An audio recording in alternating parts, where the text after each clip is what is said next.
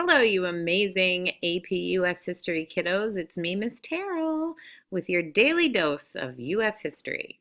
Today, we're going to focus a little bit on the introduction of the Civil Rights Movement. As always, you'll have some video notes here, and we'll lead into discussion for tomorrow in class. So, we're going to focus on the demands for civil rights. The rise of African American influence. Before World War II, African Americans were not treated as equals by a large portion of society. However, after the war, the campaign for civil rights increased, and essentially the civil rights movement was launched. It's a little bit more difficult than that, but we're just getting the basics today. There's a few reasons for this increased demand for civil rights. Number one, African American migration. With the Great Migration after the Civil War, many African Americans moved from the South to northern cities. As a result, there was a number of prominent African Americans that emerged in these cities: lawyers, doctors, business owners, and as a result, they also gained some political influence.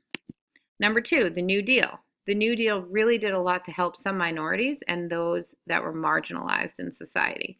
Some would argue that the New Deal just didn't do enough. The New Deal did, however, increase the number of African Americans working for the federal government. Number three, World War II. The war increased labor in the North, which raised the African American population in the North, which would equal more Black voting power. Also, the ideology of the war was starting to sink in. Many African Americans went overseas when the war started to help in the American war effort. They saw firsthand what the Holocaust was doing to Europe. Many people had their eyes open to what racism, discrimination, and etc. could do, and they didn't think that they didn't feel like this belonged in the United States. Number four, the rise of the NAACP, the National Association for the Advancement of Colored People. The NAACP was working really hard in the courts to challenge segregation laws that were very prevalent, especially in the South throughout the country. They had an amazing legal team and could really get stuff done. Brown versus the Board of Education. In 1951, Oliver Brown sued Topeka, Kansas Board of Education to allow his 8-year-old daughter to attend a nearby school for whites only. Every day, his daughter would walk by the white school, get on a bus, and travel miles to the black-only school. After many, many appeals, the case finally makes it to the Supreme Court. May 17, 1954, the Supreme Court issues its historical ruling. In a unanimous decision, the court declared that separate but equal, otherwise known as Plessy v. Ferguson, was unconstitutional and could not be applied to public education. 1 year later, the court ruled that local school boards should move to desegregate with all deliberate speed.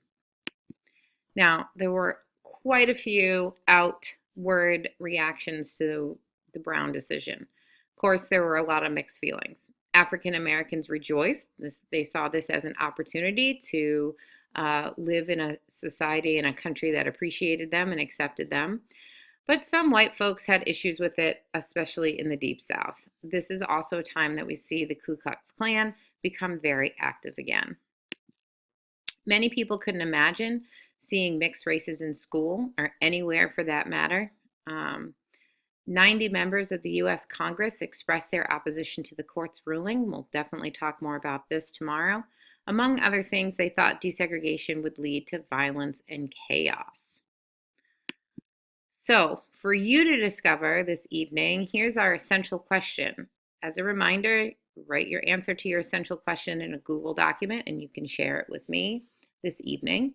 But our essential question is, why do you think the Brown versus Board of Education decision caused such a controversy?